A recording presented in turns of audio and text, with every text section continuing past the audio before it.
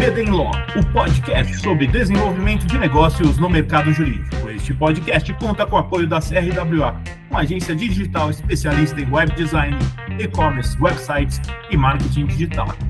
CRWA, há 14 anos entregando performance e resultados de comunicação. TKRA Contabilidade, a contabilidade certa para o crescimento da sua empresa. Já ouviu falar em Legal Design? Não? Procura por Bits Legal Design, criando documentos que qualquer pessoa entende. Visão de negócio no mercado jurídico é saber olhar além da lei e entender o que realmente importa para o cliente, onde ele quer chegar, o que pode atrapalhar esse caminho e como o jurídico pode ajudar de forma prática. E este é o tema do nosso episódio de hoje aqui no Bedenlaw, o podcast sobre desenvolvimento de negócios no mercado jurídico. Sejam muito bem-vindas e bem-vindos. Eu sou seu host, Gabriel Bidini, especialista em desenvolvimento de negócios no mercado jurídico. Estamos aqui com Bruno Drago, sócio da área de investigações corporativas do Demarest, focado na prática de direito concorrencial. Ele atuou como presidente do Instituto Brasileiro de Estudos da Concorrência, Consumo e Comércio Internacional, o IBRAC, na gestão de 2022 e 2023, além de diretor de concorrência e contencioso econômico em gestões anteriores. Bruno é doutor em Direito Comercial, com ênfase em Direito Concorrencial pela USP e mestre em Direito Concorrencial pela King's College of London. Possui experiência internacional, tendo trabalhado como associado junto ao escritório Horry LLP, em questões concorrenciais em Bruxelas, 2005 a 2006, e Washington, D.C., 2007. E, além disso, é lá de Limeira, né, Drago? Drago, seja muito bem-vindo e muito obrigado por aceitar o nosso convite, viu? Obrigado, um prazer estar aqui, Gabi. E só contextualizando, para quem não sabe, Limeira faz parte ali da Grande Piracicaba, né, Drago? Eu ia dizer o oposto, você me antecipou. Eu também já me preparei. Você já conhece a piada. É lógico, pô, eu tô escondendo meu R aqui, né, cara, mas... Drago, conta um pouquinho da sua trajetória, como você foi parar no direito e como você foi parar de concorrencial, porque não é uma escolha óbvia, né? Nada óbvio. Aliás, quando eu comecei a trabalhar com concorrencial, eu nem sabia o que era isso. Quando eu entrei no escritório, em 2000, eu comecei a trabalhar ali no empresarial, né, no M&A societário. E aí eu acho que eu trabalhei por 2 anos como estagiário nessa área. E aí veio ali a crise econômica, né, depois ali do 11 de setembro, e parou um pouco, né, parou bastante, né, o mercado transacional ali, né, nada mais acontecia ali, aquela baita crise. E aí, meio sem trabalho ali, né, acho que estava meio geral no mercado. E aí um dos sócios da área concorrencial tinha acabado de perder um advogado que tinha de fazer um second. Tinha uma boa relação com ele, trabalhava tanto na parte empresarial quanto na parte concorrencial, ali no M&A concorrencial. Ele falou, você não quer vir trabalhar comigo? Eu falei, mas o que você faz? Ele falou, não, eu faço concorrencial aqui. Eu falei, mas o que é isso? Ele foi me explicando. Eu tinha tido a matéria de direito econômico na PUC lá atrás, né? Então, mas aquelas optativas na época, não era parte da grade, nada. E aí eu fui me apaixonando, acho, pelo direito concorrencial, né? Acho que é uma área que ela abre muitas possibilidades, inclusive acho que vamos falar um pouquinho disso aqui, mas eu acho que é uma área que eu consigo fazer tanto consultivo, quanto transacional, quanto o processo administrativo, também atuar um pouco no contencioso, né, mais judicial. Então, eu consigo dosar um pouco isso. É uma área que eu consigo tratar tanto direito quanto economia. Aliás, se não tiver fundamento básico de economia, você não navega no concorrencial. E eu acho que isso vai trazendo bastante envolvimento, né? E acho que, principalmente, é uma área que a gente precisa aprofundar no negócio dos nossos clientes, né? Principalmente quando eu trato ali de atos de concentração, né? As operações de fusão e aquisição, quando você precisa entender ali todo o detalhe do negócio do seu cliente. Você precisa saber traduzir isso para a autoridade, você precisa saber antecipar, né? Se numa concentração, o que isso pode gerar de efeitos positivos e negativos no mercado, e para fazer isso, você precisa entender do mercado do seu cliente. Então, é uma imersão total no mercado dos nossos clientes. Óbvio que você tem operações mais simples, operações mais complexas, e nas mais complexas é quando você mergulha de cabeça, né? Então, acho que isso é muito legal, é muito apaixonante do direito concorrencial, e acho que, além de tudo, é uma área que, quando a gente dá os treinamentos aí para os clientes, eu costumo dizer, né, eu acho que é o mais próximo que a gente tem no direito brasileiro do common law americano, eu acho, né, porque 80%, para mim, é zona 50% do concorrencial, né, dependendo de quem você é, dependendo do momento que você está, dependendo da conduta que você vai praticar, você pode ou não pode fazer, né? Se você é um cara grande, você tem uma responsabilidade especial. Se você é um cara pequeno, você pode ir mais de peito aberto para a concorrência. E eu acho que a lei é construída nos precedentes, né? Ou pelo menos deveria ser construída nos precedentes. Por isso que eu digo que é o mais próximo que a gente tem do common law americano.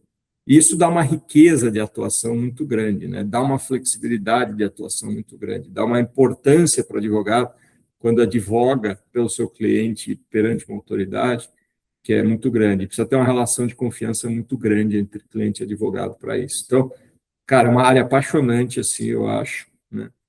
Óbvio que a área em si, assim como tudo que a gente faz, tem altos e baixos, né? A gente tem momentos em que a gente tem atuações mais embasadas, a gente tem a autoridade puxando mais para um lado, puxando mais para o outro, e você precisa ter a leitura dos momentos também, mas é uma área apaixonante, eu acho. Não, sensacional, sabe, Drago, quando eu ainda advogava, a área de concorrencial é uma área que eu pensei muito em ir, porque quem que era o sócio na época? Era o Mário Nogueira. Puta, que legal. Hoje é sócio da minha esposa no escritório dela. Grande amigo. Pô, que legal, cara. Bacana. E Drago, você sabe que eu acho isso interessante, porque a área de concorrencial, você faz muita pesquisa, né? Você tem que ir a fundo do negócio, realmente, você tem que entender, pô, mas qual que é a participação do cliente nisso? Você vai lá ver estudos econômicos, cara, é muito legal. E eu lembro de quando eu fui olhar como que era isso, eu fiquei maravilhado. Falei, cara, isso é negócio puro. E eu acho que a gente vê isso, né? A área de concorrencial é muito impactada por qualquer movimento do mercado, né? Então, é bem desafiadora, né? Você pega um momento como o que nós estamos vivendo agora, né? Uhum. Você tem...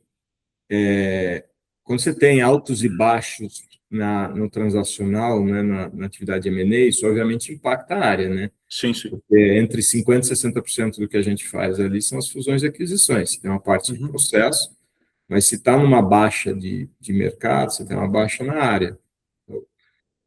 O oposto é verdadeiro também. Quando está o M&A bomba, a gente não dorme também no CAD, né? Porque eles assinam a operação e querem fechar no dia seguinte, né? E o CAD é aquilo que limita a absorção das eficiências. Então, cada dia que, na maior parte dos dias, cada dia que você atrasa o fechamento, é um dia menos de eficiência, às vezes é um dia a mais sangramento num negócio que precisa ser ajustado, né? Então, a pressão é extremamente grande em diversos momentos, assim. Mas, enfim, advogado que não sabe lidar com pressão também não deveria ser advogado, né? Concordo, cara, concordo. E, Drago, eu queria saber, você fala direto aí com empresários e empresárias, eu queria saber o que significa ter visão de negócio dentro aí da atuação jurídica. Gabriel, acho que ter visão de negócio, de uma certa forma, e acho que a gente tem discutido cada vez mais isso, e acho que no momento que a gente vive aí também, nós vamos falar um pouquinho mais disso, de inovação, de inteligência artificial, essa loucura toda que nós estamos vivendo.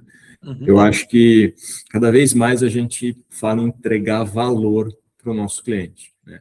Para mim, ter visão de negócio como é que você entrega valor para o seu cliente. E aí eu acho que a gente, como advogado, tem várias coisas que a gente pode fazer para entregar valor, tá? E, obviamente, nós estamos falando de um nicho da advocacia aqui, né, de alta complexidade, né? Eu acho que a gente pode... A nossa função primordial aqui, né, que é, obviamente, antecipar o risco para o nosso cliente, né? Então, eu preciso entregar para o cliente uma análise coerente, realista, para ele ter a ferramenta adequada para tomar a sua decisão. Quem vai tomar a decisão não é o advogado, se vai ou não vai para frente. Quem vai tomar essa decisão é o cliente. O advogado não fala, faz ou não faz. O advogado fala, se você fizer isso, os riscos são esses, tá? Então, eu acho que A gente, quanto mais próximo a uma exata medida de risco a gente passa para o nosso cliente, melhor, né? Então, acho que assim, quanto mais próximo a essa exata medida de risco a gente passa, mais valor agregado a gente está trazendo para o cliente no nosso trabalho, que vai agregar na sua operação. Eu acho que, de uma forma geral também, nós estamos aqui para olhar o que está acontecendo no mercado, né? Olhar novas leis, novos decretos, novas portarias que estão sendo editadas. Isso acontece todo dia, praticamente, nas mais diversas áreas, né? E assim como a gente fica antenado, né? Quer dizer, é que eu estou falando da advocacia de uma forma geral, tá? Claro. Não me tendo só, obviamente, ao concorrencial, mas também acompanhar o que as autoridades pensam, né? Porque muitas vezes você tem os indicativos e aí você tem que estar próximo, você tem que atender ali, participar de eventos, você tem que ir atrás para ouvir a autoridade, como é que ela está pensando. Muitas vezes ela sinaliza antecipações a decisões e mesmo acompanhar muito de perto as decisões que estão saindo, né? E aí você tem que ter aquele link com a situação do seu cliente, né? Você fala, putz, essa lei, essa decisão, esse speech dessa autoridade aqui pode impactar o meu cliente desta forma. Então, vamos lá, vou chamar o meu cliente, vou falar, olha, está acontecendo isso aqui. O seu risco, que lá atrás a gente mediu de uma certa forma, agora aumenta, porque saiu essa decisão, ou saiu essa lei, isso pode impactar dessa forma. Então, você precisa estar antenado no que está acontecendo para antecipar essas situações para o seu cliente e levar isso proativamente. Você não tem que esperar o cliente bater na sua porta, tá? Você tem que bater na porta do seu cliente para antecipar o problema. E eu acho que cada vez mais também, uma outra coisa que eu acho que a gente consegue agregar valor é de antecipar a oportunidade para o cliente, né? E aí eu acho que é quando o cliente realmente gosta, né? Você bater na porta do cliente para dizer, seu problema aumentou, ele vai gostar que você antecipou, mas ele não vai dormir à noite. Você levar uma oportunidade para o cara, né, que seja uma oportunidade de gerar um negócio novo, né, de aproximar parceiros, né? Eu acho que na advocacia empresarial, eu acho que a gente tem feito isso cada vez mais, né, tentar aproximar clientes diferentes que a gente conhece das realidades, das necessidades, e tentar aproximar isso. Muitas vezes você vai levar oportunidade para que geração de caixa, né? O pessoal do tributário, acho que ainda mais agora no momento de reforma tributária, tem uma função essencial. O modelo de negócio de vários clientes vai ter que ser alterado, né, para ter mais eficiência fiscal. Então, eu acho que levar essas oportunidades, por exemplo, na minha área, tem muito cliente que não sabe que ele tem direito à reparação de uma empresa que foi condenada por cartel se ele sofreu um sobrepreço, por exemplo. Então, você bater na porta do cliente e dizer, olha, vem cá, você tem um potencial crédito aqui, você pode ir atrás dessa empresa ou desse grupo de empresas que foi condenado por cartel, pode ser uma oportunidade legal para o cliente. Então, eu acho que é isso, levar a exata medida de risco para o cliente, antecipar situações e problemas, da mesma forma que antecipar oportunidades para o cliente, geração de negócios, geração de receita, de caixa, enfim. Eu acho que isso é advocacia empresarial, né? A gente precisa estar mais próximo do negócio, a gente precisa conhecer melhor o negócio, a gente precisa viver o negócio do nosso cliente, a gente precisa estar nas operações, né? Mas estar principalmente no dia a dia do cliente, né? Sentir um pouco as dores que esse cliente sente para tentar trazer ali esse valor agregado que eu estou falando aqui para eles, né? Sensacional, Drago. E Drago, eu estava pensando aqui, porque a gente vê muito advogado que é bom tecnicamente, mas ele não é muito lá de querer entender o negócio do cliente. Vou ficar aqui na técnica, dane-se o negócio do cliente, eu só preciso resolver esse problema jurídico. E eu queria saber se você tem alguma dica para dar para essa galera aí que precisa entender um pouco mais do negócio do cliente. Como que você vai atrás disso? Como que você busca entender? Eu acho que hoje, quando a gente olha, de novo, tá falando Claro? aqui da advocacia de maior complexidade aqui, mas eu acho que o técnico, né, conhecer das leis, conhecer do direito material, conhecer do processo, Isso é regra básica, né? Você não pode participar do campeonato se você não tem isso, se você não qualifica dessa forma. Então, conhecimento técnico, todo mundo tem, tá? No nosso meio aqui, todo mundo tem. O que eu quero dizer com isso? Isso não é elemento de diferenciação. Quando alguém vai nos 3, 4 grandes escritórios para fazer cotação, ele está partindo do pressuposto que ali dentro todo mundo tem conhecimento técnico relativamente similar, né? Básico, pelo menos, ali, para entregar o valor que ele procura. Então, isso não é fator diferencial. Todos partem do mesmo ponto, né? Ter uma boa faculdade, ter um bom curso de pós-graduação, ter um bom inglês, ter feito um bom estágio, estar num bom escritório, isso é qualificação para participar da corrida, né? Isso. Aonde estão esses elementos que eu acho que de diferenciação, assim, né? Eu acho que é essa proximidade do negócio do cliente que a gente está discutindo aqui, né? Entender com profundidade os nossos clientes. Eu acho que ponto número 1, né? Tá antenado, tá constantemente pensando no cliente, tá constantemente pensando nos problemas, nas oportunidades que a gente tem que trazer para o nosso cliente.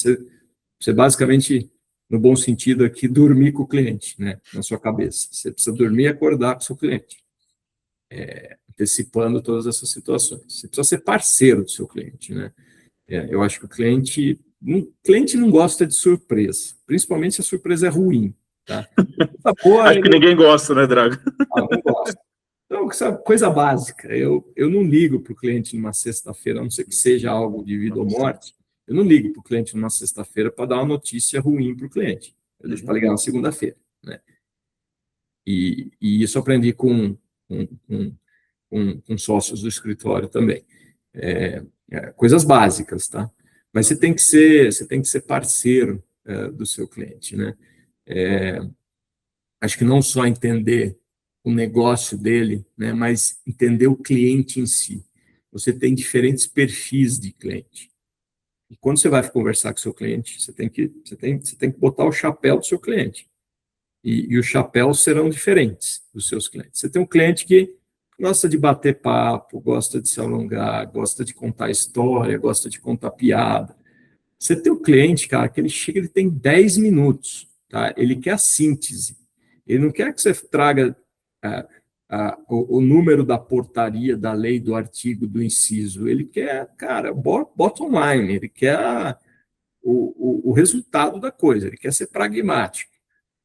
E aí você precisa ser pragmático, né? Você tem um cliente que ele, cara, quer aprofundar, quer discutir, tem a visão dele, acha que ele sabe mais que você, e de repente até sabe, mas você precisa, obviamente, ali entrar num debate construtivo com aquele cliente para construir, às vezes, uma solução conjunta com o cliente. Ele precisa ser parte daquela solução. Então, acho que, principalmente, cara, é entender quem é o seu cliente. Como é que você fala com esse cliente, né? Porque se você quiser ser pragmático com um cliente que quer discutir tese com você, você vai perder o cliente. Se você quiser discutir tese com o cliente que quer ser pragmático, você vai perder o cliente. Então, enfim, você precisa entender o cliente. E aí eu acho que, de novo, a gente sempre volta no profundo conhecimento do negócio do seu cliente, da indústria do seu cliente. Acho que a gente, cada vez mais no escritório, tem focado nisso, tem olhado para isso, né? Todos nós queremos acreditar que somos profundos conhecedores de todos os setores dos nossos clientes, e não é verdade. Você não conhece a fundo todos os setores do seu cliente, né? O advogado tende a achar que às vezes conhece, né? Mas não. Então você precisa desenvolver ali aquela, acho, proximidade com setores, né? Que você mais atua por diversas circunstâncias, você tem atuado mais naquilo, se aprofunda naquilo. E foca, talvez, naquele nicho de clientes, né? Mas, quando você estiver atendendo o cliente, o pressuposto básico é que você conhece o negócio dele, tá?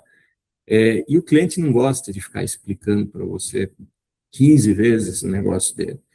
E muitas situações, inclusive de cross-selling, eu acho que é importante que o sócio, que o advogado que conheçam a fundo aquele mercado e vão trazer alguém, sente antes com o seu sócio, com o seu advogado, explique o setor para ele, antecipe isso, né? Porque o cliente não vai querer explicar isso dezenas de vezes, né?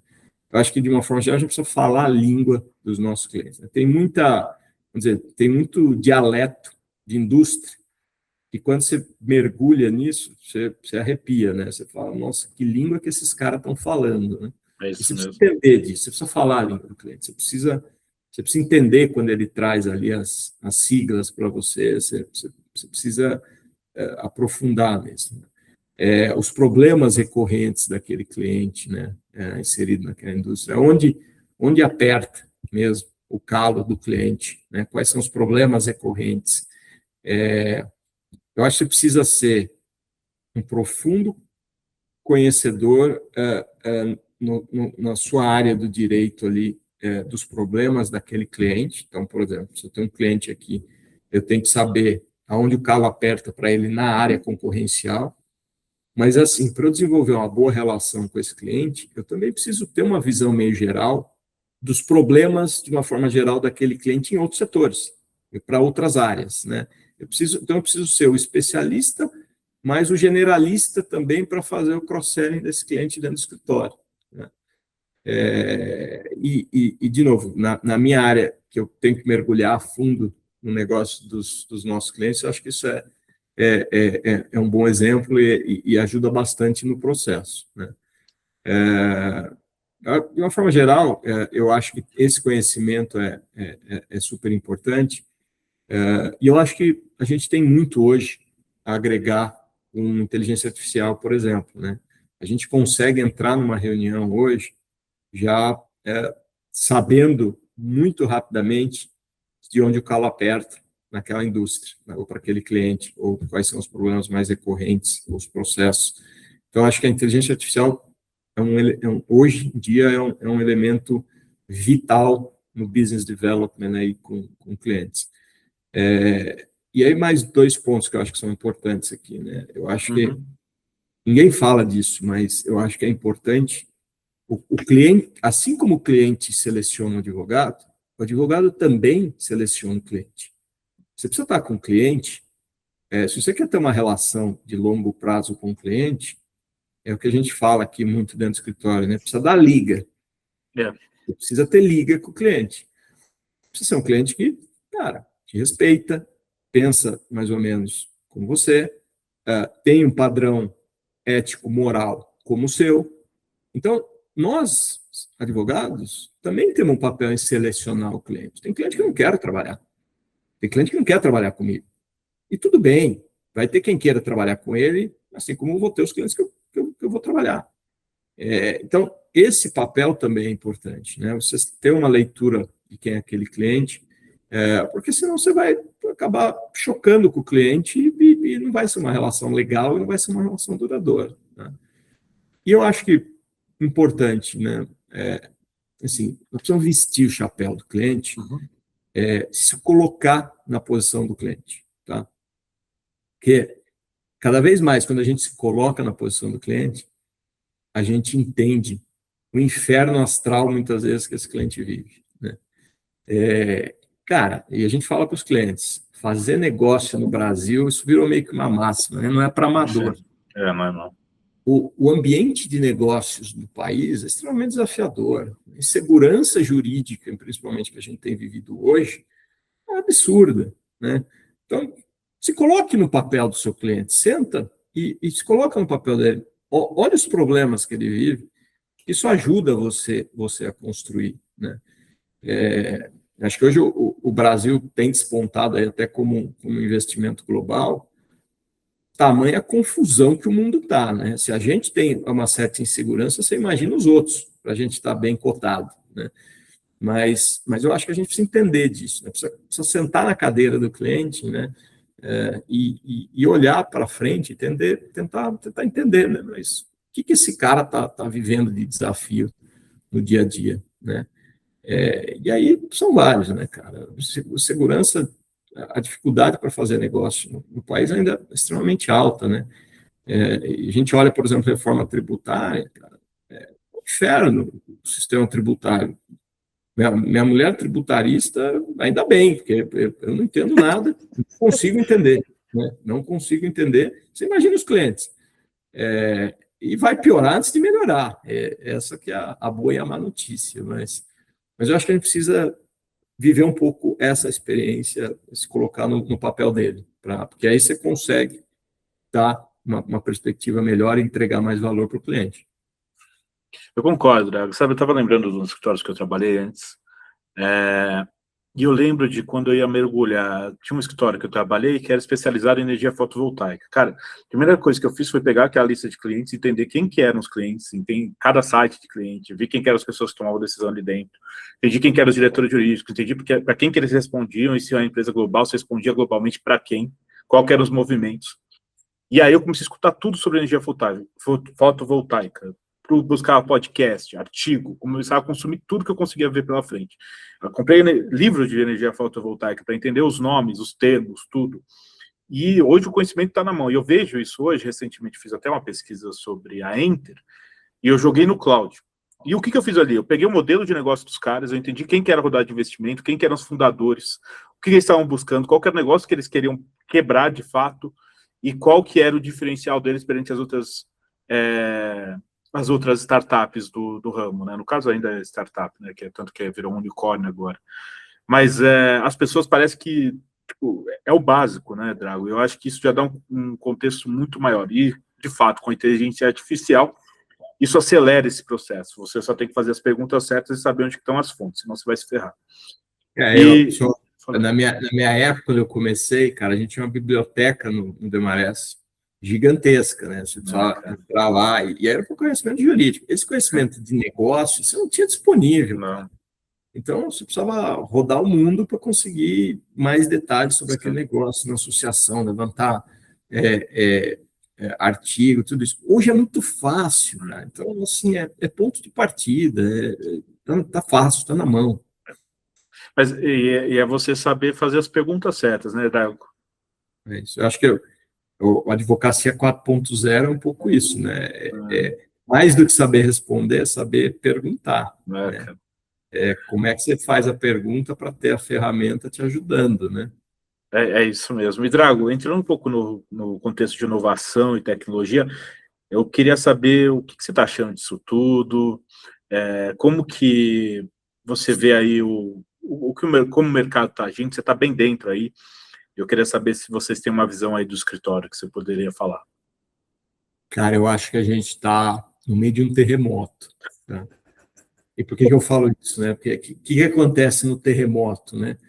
No terremoto você tem montanha, parte que desaba, a parte que está embaixo sobe, a que está aqui vai para o lado, e aí você tem uma nova acomodação ali das coisas. Né? Então, cara, eu acho que a gente está vivendo isso, porque e as pessoas não percebem, né? E a gente tem participado, né, de debates aí e conversas que você tem a percepção das pessoas, isso vai acontecer daqui 5 anos, daqui 10 anos, daqui 7 anos.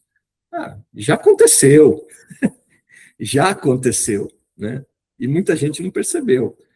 Então, eu acho que quando a gente olha inovação, né, tem muita coisa para se fazer. Né? E inovação não é sempre, não é só tecnologia. Eu acho que tecnologia é uma parte importante, mas tecnologia é o que a gente faz, investe há 200 anos. Né? No escritório, a gente criou a nossa ferramenta de gerenciamento de processos. Nós fomos o primeiro escritório na América Latina a trazer o SAP. A gente criou ferramentas, por exemplo, de auxílio em proposta de honorário. A gente investe em diversas ferramentas, vai para a nuvem. Enfim, tudo isso tecnologia é o básico, e não necessariamente a tecnologia traz inovação. Né? Tecnologia de segurança, que é a coisa mais importante para um escritório de advocacia, né? A gente tem dados, a gente precisa bem gerenciar esses dados, precisa ter ferramentas para isso, tecnologia para isso, né? E eu tenho segurança, né? Eu tenho sensibilidade, extrema necessidade, né? Isso não pode ter nenhum risco em cima disso. Aí você tem a tecnologia da segurança. Isso tudo é básico, né? Isso tudo... Agora, a inovação, ela vai muito além, né? E a inovação, para mim, não necessariamente ela precisa da tecnologia, né? Eu posso ter uma inovação na forma que eu organizo uma equipe, né? Eu posso ter uma inovação no meu back-office da forma que eu lanço, reviso, fatura, pego aprovação com o cliente e faturo, né? Eu posso ter uma esteira diferente que eu vou inovar e ganhar eficiência. Eu posso ter uma inovação na forma que eu me comunico, né? Então, cara, inovação é o mundo. E aí, inteligência artificial é uma parte dessa inovação que eu acho que a gente tem que trazer. Mas eu acho que quando a gente toca na inteligência artificial, é que a coisa acelera, né? Que a coisa muda, né? Porque e essa semana eu tive numa discussão aí e foi interessante, né? Quer dizer, a gente tem que começar a tratar, e tem muita empresa já fazendo isso, e acho que a fase 2, fase 3 da evolução da inteligência artificial dentro dos negócios, nós vamos tratar a inteligência artificial como um colaborador. Nós vamos tratar uma ferramenta, nós vamos tratar um agent, nós vamos tratar isso aqui dentro do escritório como se fosse um colaborador. Ele é mais um membro da equipe.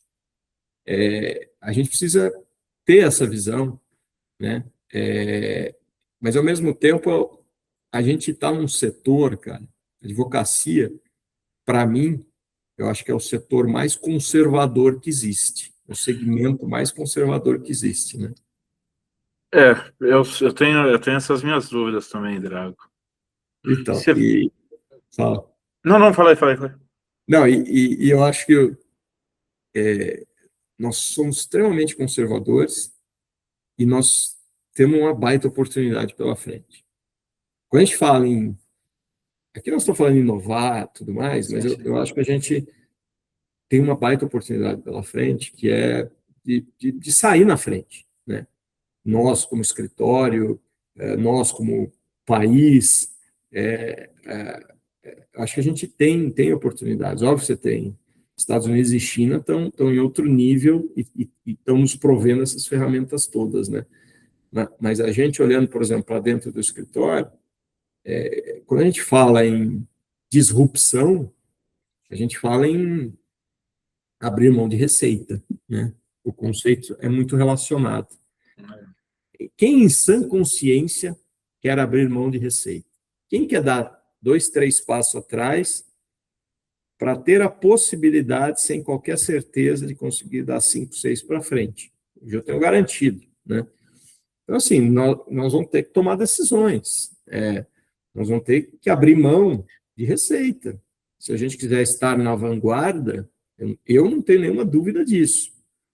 Agora, volto a dizer, nós somos um setor extremamente conservador, nós temos um modelo de negócio que é human intensive, né?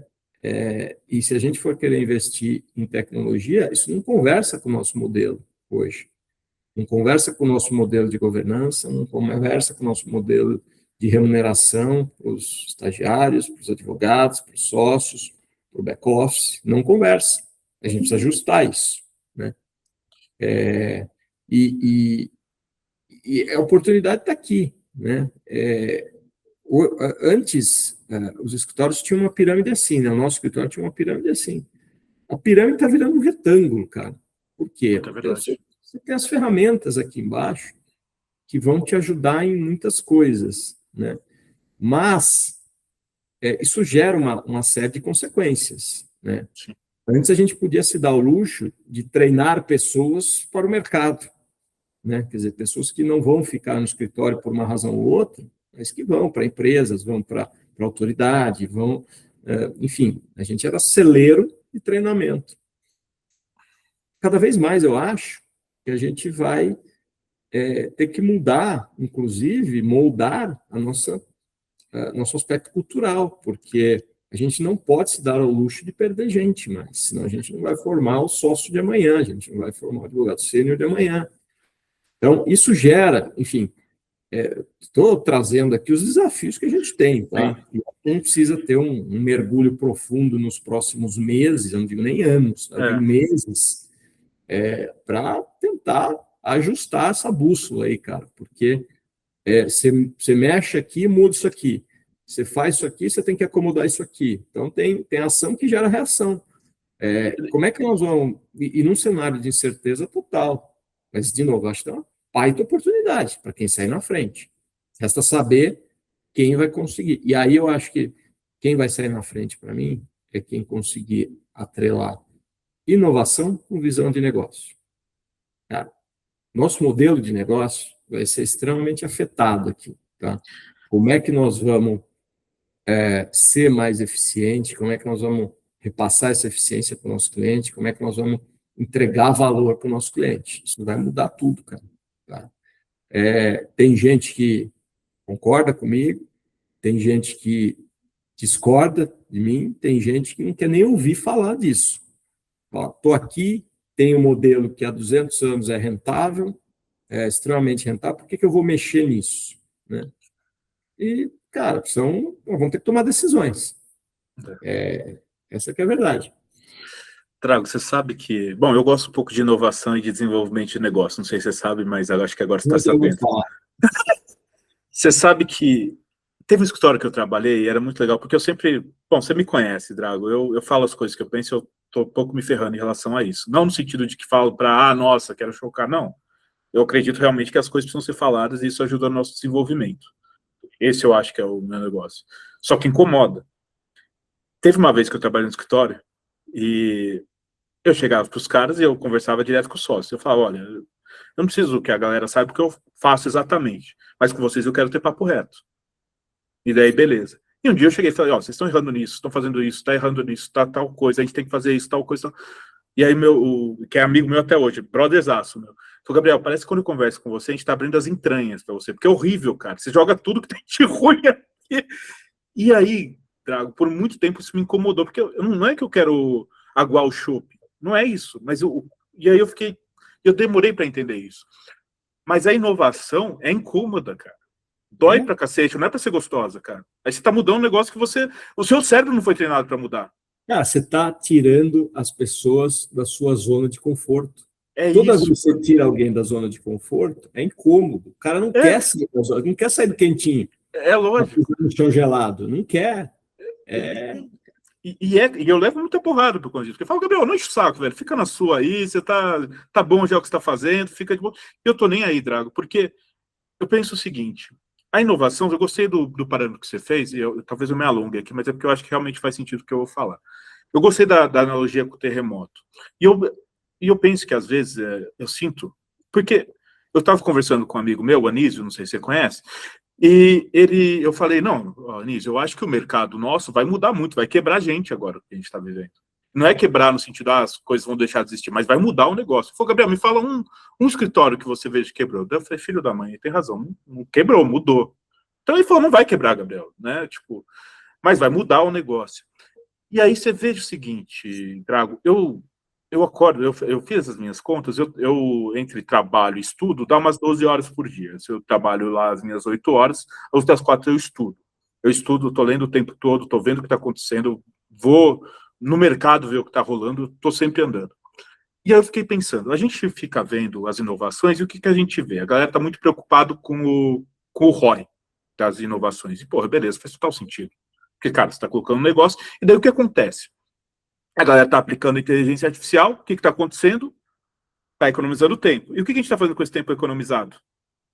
Trabalhando mais. Então, na verdade, faturamento crescendo, excelente, todo mundo vai aumentar. Só que o que vai acontecer é que vai bater exatamente no ponto que você falou. O escritório de Marés está preocupado com as pessoas. E os escritórios têm que ficar preocupados. Como que você vai manter os colaboradores, os advogados? Como que você vai engajar eles? Como que você vai fazer essas coisas? E o grande negócio que eu acho que os escritórios vão começar a sentir é a galera vai começar a surtar. Porque se você começa a trabalhar mais, a galera vai ficar sobrecarregada. Então, é o cuidado que eu acho que os escritórios têm que tomar. Não sei se estou falando besteira aqui, Drago. Não, eu acho que talvez um dos maiores dilemas dentro dos escritórios hoje é a saúde mental, cara. Não é à toa que a gente tem os programas que a gente tem e está ampliando isso. A gente precisa cuidar da cabeça, da saúde das pessoas, né? A saúde física, estimulando os exercícios, a cabeça, exercício ajuda também, mas tem outras tantas coisas que ajudam. A gente precisa cuidar das pessoas, cara. A gente precisa ter gente bem consigo mesmo, né? As pessoas precisam estar bem de saúde, precisam estar bem, senão não vão estar bem no trabalho, né? E eu acho que a gente, dos escritórios, os big laws, principalmente, mas eu acho que isso, de uma forma geral, para os escritórios, é um ambiente de pressão. Nosso escritório é um ambiente de alta performance. Você vai ter cobrança. Lógico. E tem que ter. Nós temos cobrança dos nossos clientes, cara. Nós vamos ter cobrança. Nós temos que viver com cobrança. Só que a gente precisa viver bem com isso. Uma pessoa que não viva bem com isso, ou não está no lugar certo, ou não faz a coisa certa em termos de profissão. Mas a gente precisa dar as ferramentas para os nossos colaboradores para estar bem, né? Então, eu acho que nessa linha, eu acho que a inteligência artificial, a gente precisa balancear, né? Porque você tem um ganho de tempo, um ganho de eficiência, mas mais do que isso, eu acho que você tem um ganho de qualidade, né?